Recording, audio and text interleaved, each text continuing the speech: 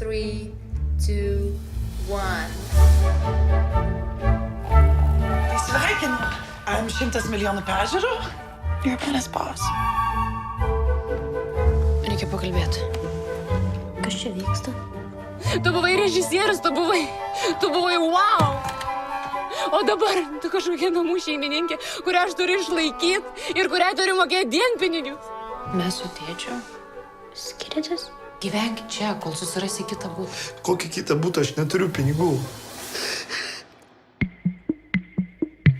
Palauk truputį. Kelkis. Ką? Rusija užpuolė Ukrainą. Nėra pas mus to karo. Viskas bus gerai. Ar aišku? Aišku. Galiu aš pas jūs pagyventi? Daug mano klasiokų priėmė pabėgėlius. Geri žmonės. У вас очень красиво. Didžiausios įmonės bėga iš Rusijos, tai mes turim daryti tą patį.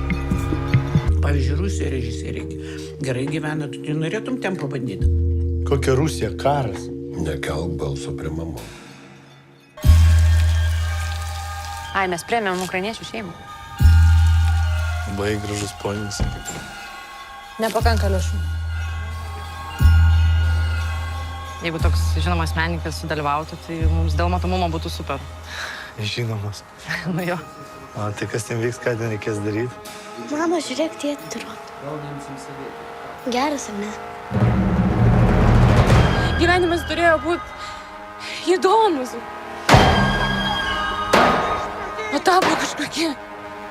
Mam, nu nepradėk fer. Kitas gabalas skirtas tiems, kurie dabar Ukrainoje kovoja už mūsų visų laisvę.